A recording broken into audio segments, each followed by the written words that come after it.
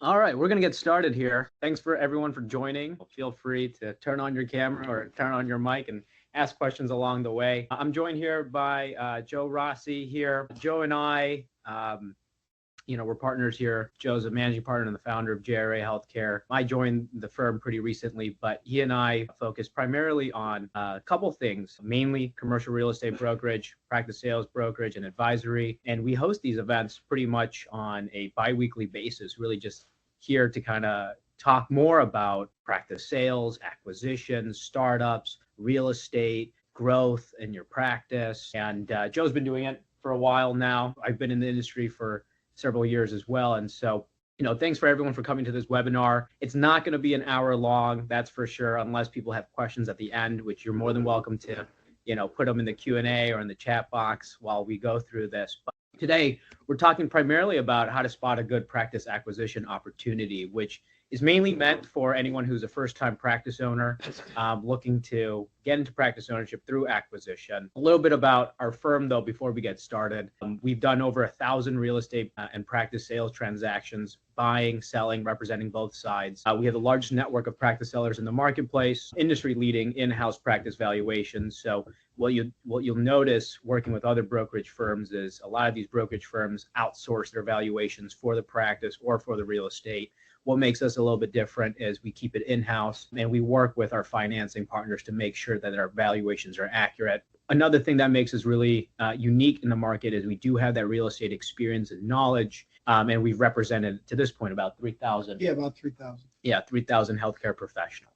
And as we go through this webinar, feel free to ask any questions in the chat, or you can unmic and ask questions if you like. So, all right, so this is our third event this year. This is our third event so far this year. We like to do things that are geared towards practice owners who are looking to get into practice ownership through acquisition or startup. This was our first event of the year. But going off of that theme, we wanted to kind of focus more on the acquisition side. And so that's kind of why we're here. And today's agenda, we're just going to be talking a little bit. We're going to start off with the facts and the market trends, talking a little bit more about sort of the practice sales market, the secondary market, major factors that affect desirability, right? So things that we look for as a brokerage, what the bank looks for when they're financing a deal, what you should be looking for while you're looking through the practice market, the valuation process. That came up a lot during, the signups. People are asking questions about what they should be looking for during the valuation process. And then finally, red flags to avoid. Let's see. Going into facts and market trends, the biggest thing that, we see, not just in this market, but really across the country, is there's a big imbalance on buyers and sellers, right? The selling market is really focused primarily on doctors who are looking to either retire, transition out, operational issues might also be a huge factor. But what we're seeing is there's a large supply of buyers in the market who are looking to get into practice ownership and not enough sellers to kind of satisfy that supply. So you got anything to kind of add on? Yeah, it's the majority of practices that come on the market, they're either some chart sales and some that produce under 100,000. Those practices aren't that marketable. The trend really is there's more buyers chasing high performing cash flowing practices. The number of practices on the market is decent, but the number of good practices on the market can't keep up with the buyer demand. So when you see a good practice that fits a lot of your boxes, there's probably somebody else who likes that practice as well. Yeah. And, kind of what this graph is showing is there is a high demand for high producing practices, right? On the market, if there's a practice that's listed and they're doing over $750,000 in net collections revenue, they're on the market for about a month and a half. And so it goes by quick. Practices that are doing a little bit less in that $400,000 to $750,000 range, they're on the market for about 2 to 3 months, and then lower than 400,000, we see a substantially longer lead time on getting sold. Average close price being sort of how close to production that they're getting in price. And so really important to understand here, it's a hot commodity, having a dental practice on the market, especially if it's a good, well-run practice. But going into sort of like the second part of this is, who is selling? And this was a data point that's been sort of reverberated throughout the entire industry by the banks, by the equipment reps, by the building contractors. But about 60% of dental practice owners over the 55 plan on retiring in the next 5 to 10 years. What that means is that, well, one, it's good for the next generation, right? These dental practices that have been sort of quote unquote legacy, have been in the industry for 20, 30 years. They have operators, doctors, private practitioners who are ready to kind of retire and start putting their practice on the market. And more, they're being educated that they can't do this by themselves. They're going to need to work with a broker, work with a professional to make sure that they're getting the right deal structured properly. So moving on, a little bit about sort of why these legacy practices are selling, right? The number one factor that we're seeing is, kind of the most common and really simple reasons: old age, death, retirement. These are really important triggers that cause these practices to get listed onto the market. A lot of practices that we see tend to go onto the market right before or right when they're thinking about going into retirement. Second, that we see most often is sudden change in location. That could be because of family, that could be because of health, that could be just all sorts of different reasons. But that's what we see as the second biggest reason. And the third is relief of operational duty, right? I think especially with how the market and industry has advanced in the last 20 years, there's a lot more stressors as a business owner, as a practice owner, staffing being a huge indicator for stress, insurance, dealing with EOBs, dealing with all the different network fees, figuring out what's in network, what's out of network, figuring out sort of how that matches up with your fee schedules. Marketing is also challenging. There's much more competition in the area. And so these are sort of the top three reasons why dentists are selling now, which is a good thing for us, if we're going to be acquiring our first practice. But it's also important to understand that there's a reason why these practices, go off the market, especially when they're doing really well. And that kind of leads us into sort of like the really most important aspect of understanding how this market is structured, right? Joe, do you want to talk a little bit about the buyers? Yeah, I mean, the bulk in the majority, the largest buyer class is by far the individual practitioner looking to buy their first or maybe their second, third location. I would say is probably 80% of the deals that we work on. I think there's a misconception that a lot of the corporations are taking over dentistry and ruining it. I think they're a pretty small component of the market, and the perception out there is like there's this takeover. I don't really believe that. I don't see it on a day-to-day. So the individual practice and practitioner, I've always said it's alive, it's well, and it's thriving. So believe that and don't listen to the negative hype of the market being a takeover or it's too hard to compete with corporations. I really don't believe that. I believe kind of the opposite. The individual practitioner has a competitive advantage over a corporation, I think, with their staff, and I think with their patients. You could thrive in today's market, and don't believe the negativity on practice ownership. 100%. I think, doctors, especially first-time practice owners, have this perception that the market's saturated, that there's this DSO corporate overlord that's come and taken over everything. But the reality is, there's opportunity in front of us all the time. Even practices that may not be cash flowing as well as we'd like to see, or, may not be in the best location. There's always an opportunity for value add. So saturation really is just an excuse that a lot of people say that prohibit them from getting into practice ownership, but we don't see that, and we don't think that's an excuse that should be utilized properly. But moving on, talking about the major factors that affect demand, right? And so the whole reason why we're doing this webinar and why so many doctors asked us to do this was because they wanted to know, like, hey, we have our listings, we have a huge amount of listings that we list on our practice website. People want to know what's going on with, how they should be looking at these dental practices, these prospectuses that come on, these listings, and how do they decide what's good and what's bad. And so what we did is we sort of created the major factors that affect the desirability of a dental practice. And we're going to go through that right now. So the first factor, production, collection, cash flow. Do you want to talk a little bit about that, Joe? Yeah, I mean, cash flow of the practice, I would say, is definitely the number one factor in determining value. Keep in mind, you could buy a practice and have value add mindset to it. And there are plenty of practices that aren't in the most desirable revenue class, but are still very good practices if you put sweat equity into it. Or while you're looking into the practice, having some sort of instant value add component. Any practice that you're looking to purchase, you should purchase it with knowing how you're going to add value from the onset.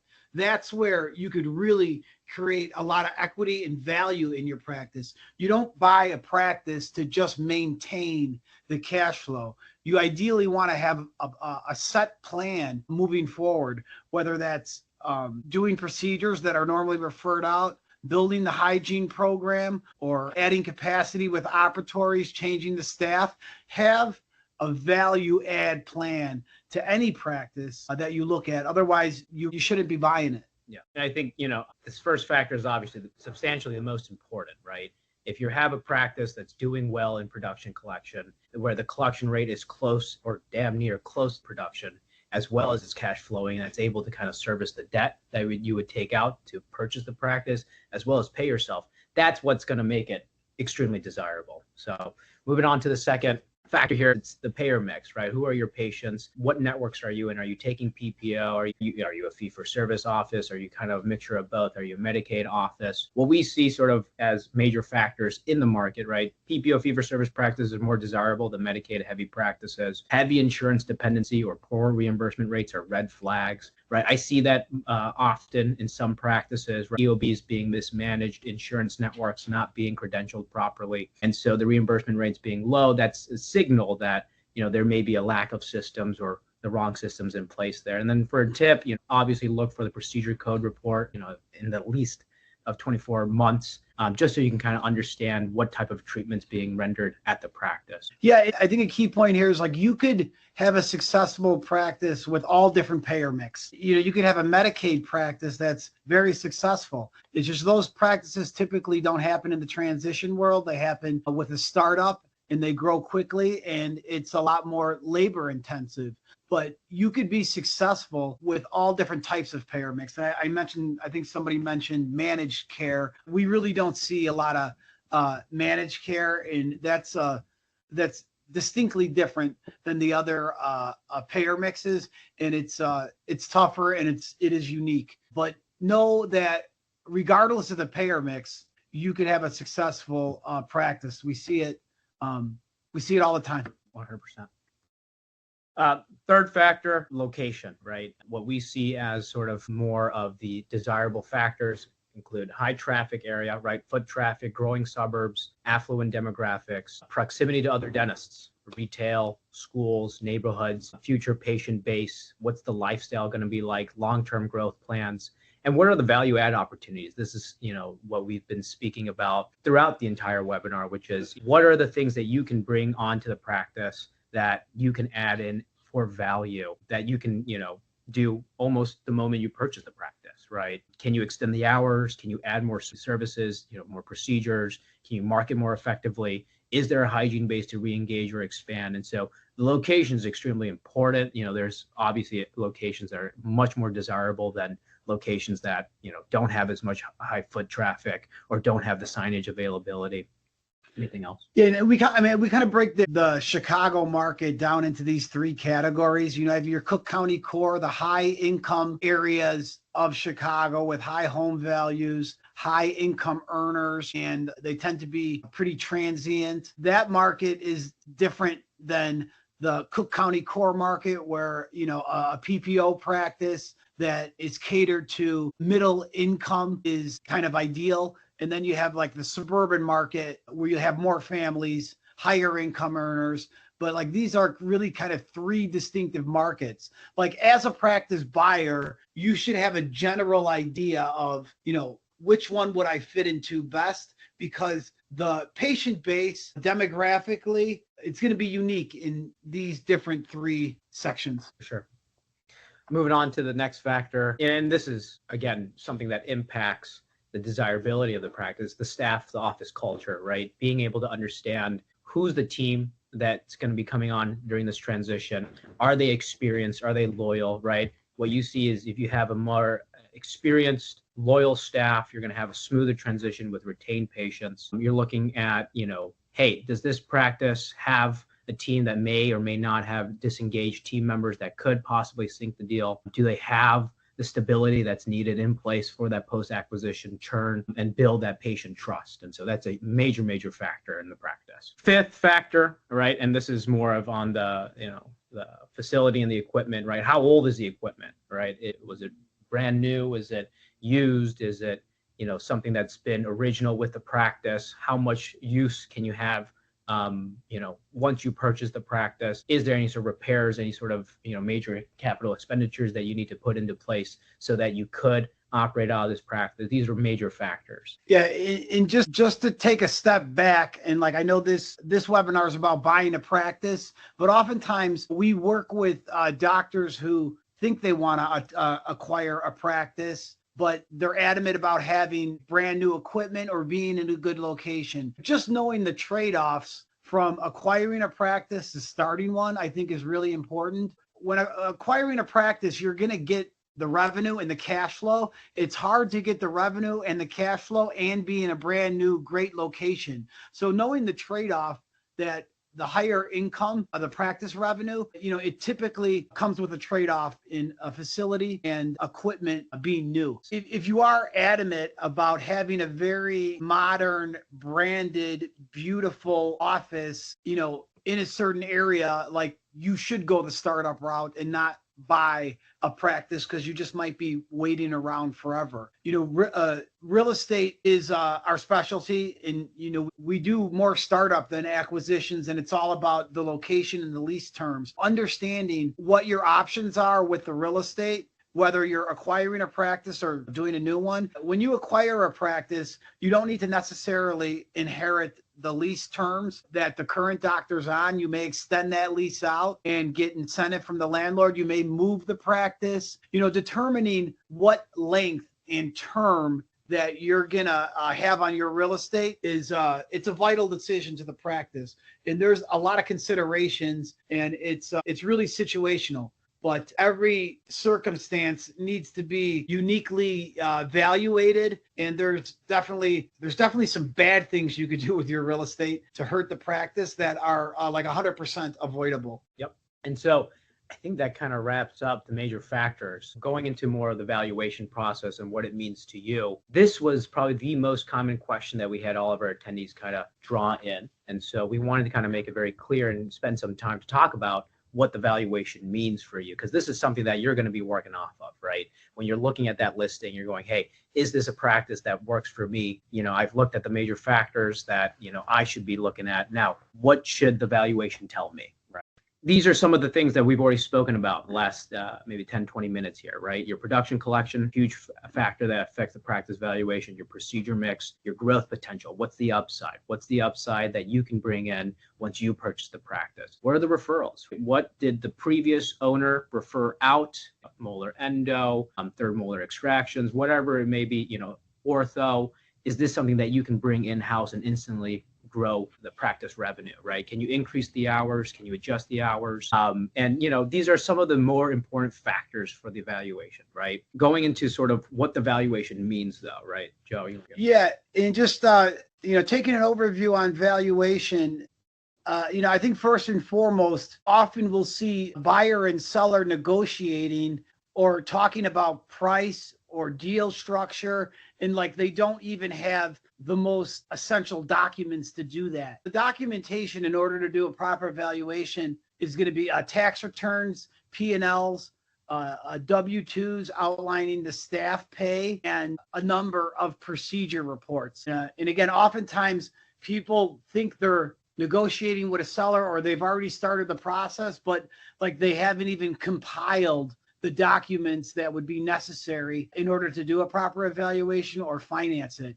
So like understand what the expectations should be for you to even start exploring a practice. Having the most basic documents covered and reviewed is essential. The slide on the appraised values and market conditions, we deal with this a lot, where we see that traditional dental valuations are done kind of conservatively, and we always kind of compare it to like the housing market. If there's a house and it's appraised low, it doesn't mean that like a buyer won't offer more for it. The appraised value of a dental practice is typically conservative by nature, but on a practice that's desirable, you could often justify a much higher purchase price. A lot of times we see doctors get too caught up in small dollar amounts and like negotiating, where securing the practice is the essential part. And again, going back to like the cash flow, if the practice cash flows and you see value in it, don't lose pennies or don't pounds over pennies. What is that? Don't chase Something pennies like over that. pounds. Yeah. Get your items. Yeah. And what's seen on the screen right now, this is part of our valuation prospectus, right? Can you talk a little bit more about what these Sure. are? Yeah, so there's going to be these different matrices that will shoot out a value, and they're based off of the gross revenue of the practice, the discretionary cash flow, the EBITDA, the capitalization of earnings, and balance sheet multiplier. But generally speaking, like if I'm just going to make it as simple as possible, we're taking the financials of the practice and then we're adjusting the items that don't really apply to the new buyer and they could be added back. Like, for example, if the selling doctor had a lot of personal expenses running through the practice, those would be added back. The doctor's compensation itself will be added back to the valuation, and the doctor's current financing considerations are standard add backs. So you take the financials, you normalize it to figure out how much cash flow / dentistry will be available. And then from there, you can determine kind of value and how much debt could be applied to that cash flow to figure out what the practice purchase price should be. So bottom line, this is sort of what, evaluators use in order to kind of figure out what's the overall value of the practice. Yeah, this is a component, but I'm a bigger fan of like weighing the cash flows, like on the next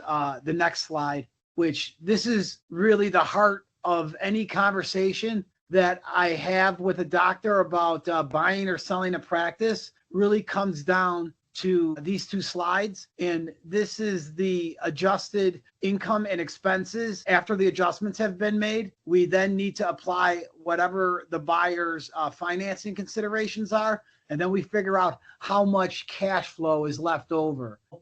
Like, to summarize, the single buyer cash flow on this particular practice, there's left over, it looks like there's $688,000 in compensation. So with that 688, like how I interpret it is there's $688,000 of dentistry I could do on my own if I don't hire a doctor and I want to do it all. And then the lower slide takes out the doctor compensation. Same practice. If I were to hire a doctor to do the dentistry, how much would be left over after I pay my debt, after I pay a doctor for the dentistry, what is left over on the bottom line? And again, these tend to be the conversations that's had between buyer and seller, and I think the most important. Yeah. This is the most important, because the top is going to tell you, hey, if you purchase this practice and you're the one doing the dentistry, this is what you could potentially take. Right.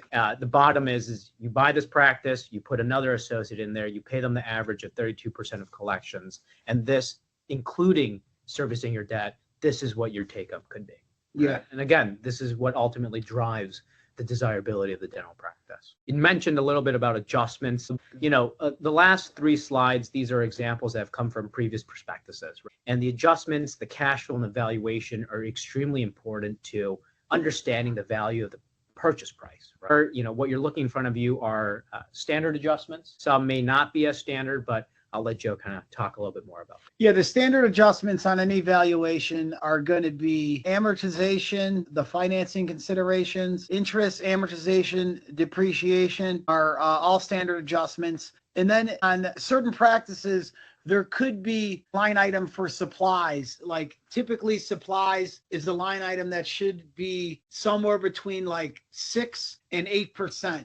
If the selling doctor's supply expense was 15%, like we may adjust that line item to industry standard because we know it doesn't need to be that high. So you could look at a valuation and a doctor could have high expenses in certain categories, and that actually is a positive for you because you'll know you could add value by normalizing that expense. And so, I mean, and this is kind of why working with a broker, working with a professional is really important, especially when you're listing your practice, because it allows for us to take a look at the financials and say, hey, what needs to be added back? What needs to be taken out so that you're getting the value so that when there is a buyer, they know that they're purchasing the true value of the practice. When you don't have a broker in the mix and you're doing a private transaction from a seller to a buyer, these are the stuff that can be missed and cause a lot of issues down the line, may not even close the deal. 100%. And then also,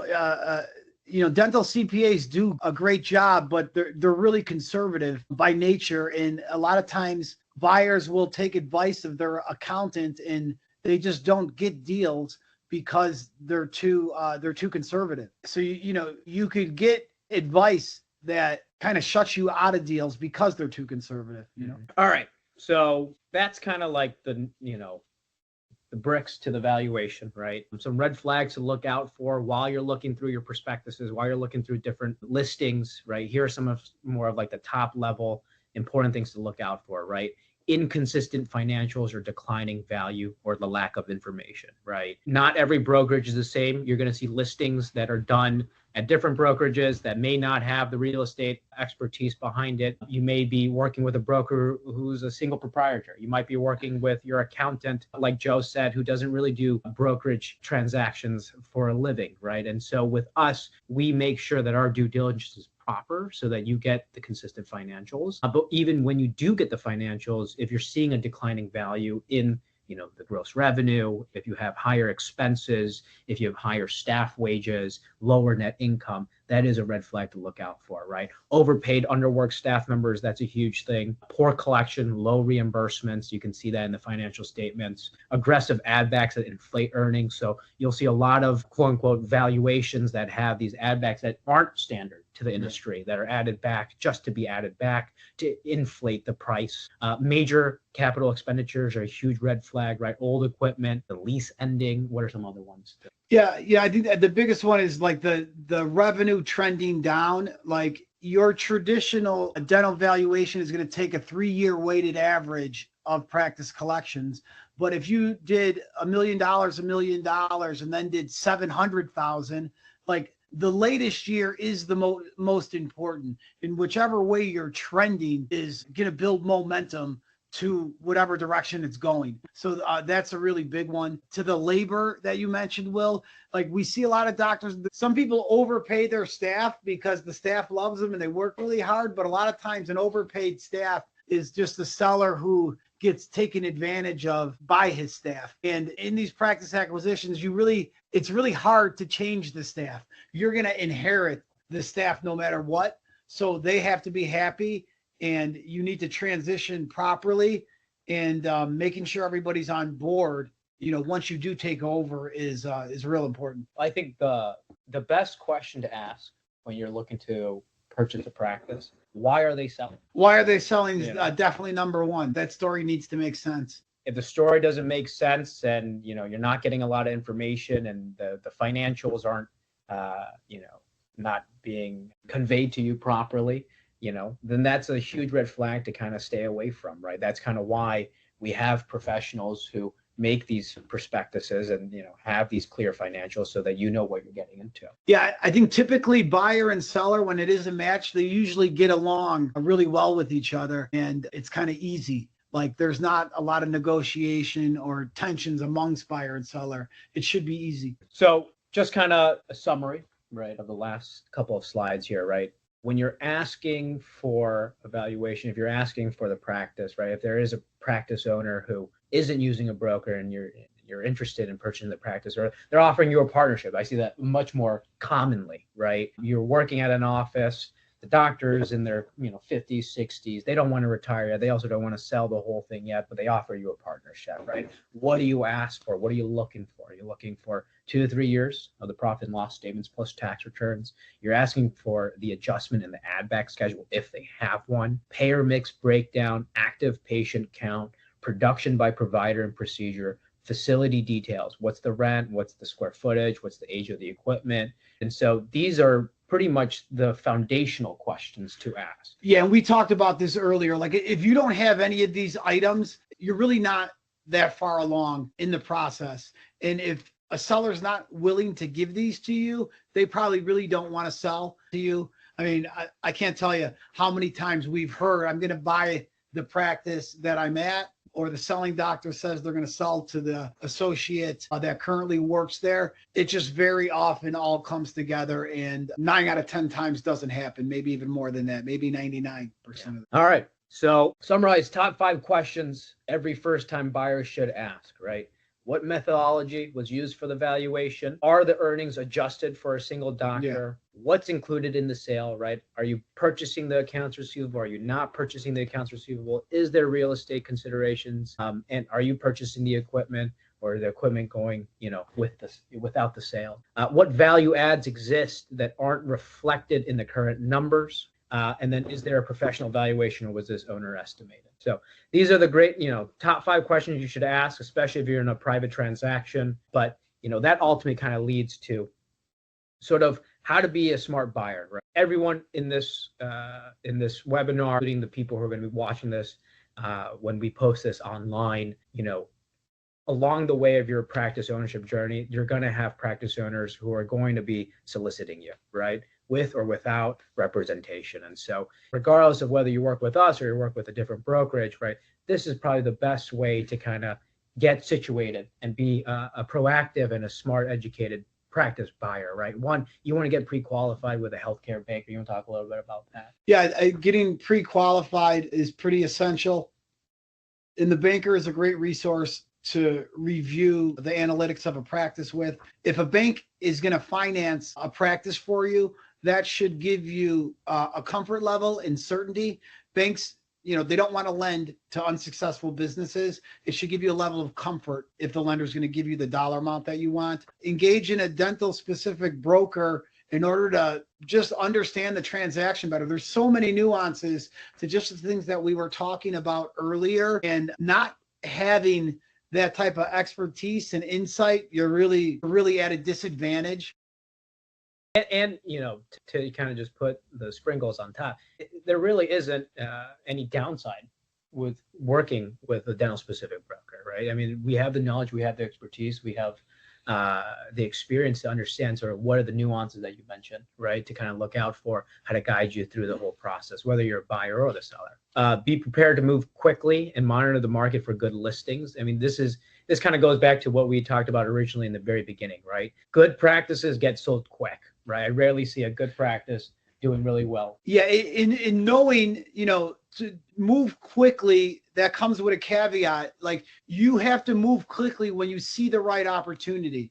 My biggest advice here would be explore opportunities. If you're interested in practice ownership, by exploring a lot of opportunities will put you in position when the right one does come along, in position to act quickly. If you don't explore, it's a lot harder to add quickly because you have no benchmark or relativity to other opportunities. A very common theme amongst our clientele is they look for practices. Many of them get frustrated with the process, and they end up starting a practice. And that process could take a couple months, a couple years, over 5 years. It's different kind of for everybody. But by exploring a lot of opportunities will put you in position to act when you see a good opportunity. Yeah, and then that leads to the 5th one right here. Create a plan. When you have downtime, when you're not in clinic, when you're at home or maybe on vacation or on break, spend some time to figure out, like, hey, look at the listings that are live, talk to people around you, but also plan for, like Joe said, a lot of people who go down the acquisition route who can't find something that fits what they're looking for or their lifestyle end up doing the startup anyway, right? And so planning for that startup, and also the plan that you build for your startup, are also principles that you can apply to your acquisition if the right thing comes your way. So you're not really wasting time there, right? Working with us, right, we have a dedicated specific program to doctors who are looking to purchase a practice that want more of an intimate sort of like guide through this entire process.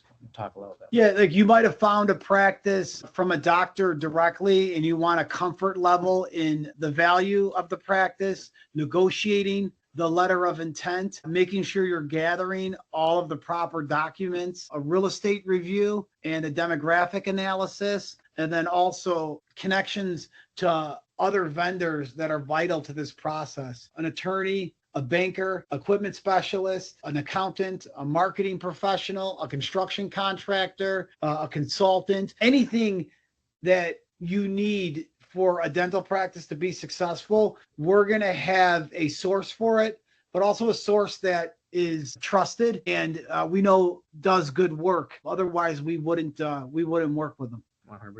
Just, we offer this mainly because of the demand for doctors who are looking to kind of get and be a bit more serious about the practice ownership side, who are looking to do it either through the acquisition or the startup route. So that's pretty much towards the end here. We do have some upcoming events. If you're in the Chicagoland area, we have a party trolley tour with some of our partners. It's, I believe it's on a Saturday. Yeah, it's Saturday, April 26th. We have some limited spots. I think we start off at On Point's office, which is a contract builder. And I think we get some mimosas, get on a party trolley. And we go to different startup offices that we've worked with in the past and get to see sort of how they've designed and built it and get to know people who are looking to get into the practice ownership side through startup. We have another startup event. This is really exciting. It's an in-person event, and that's going to be with a startup as well as acquisition, financier, provide. And it's really going to talk about the practice ownership pathway, right? If you're in a position where you're looking to get into ownership through acquisition or startup, but mainly with the startup aspect, what does that look like for you? What does a timeline look like? What are some of the considerations you need to have? Who do you need to work with? We're going to break that down much more in depth, especially with Provide with us, talking a little bit more about how the finances are going to work. Talk about, hey, once you start your practice, how are you going to grow it? What are other people in the industry doing? There's going to be dinner, beverages, working. Location still to be determined. Just if you're interested in this event, reach out to me, and I'd be more than happy to kind of lead you the right way. And then finally, we do have another webinar about real estate specifically, right? Location, lease, legacy, real estate for dental buyers, whether you're purchasing the practice or you're starting the practice, there's a huge real estate consideration. And so we'll be doing another webinar June 5th. And I'll be sending these all out to you guys at the end of this event. This is my contact information. You're more than welcome to contact me, phone, email, ask me any questions you'd like, or if you want to get to know more about the process, I'm more than happy to help. And that's pretty much it. So thank you, everybody, for joining. Again, if you have any questions, feel free to, we can open it up now. You can go to the chat. You can go to the chat, you can open your mic, or we'll leave it for a couple.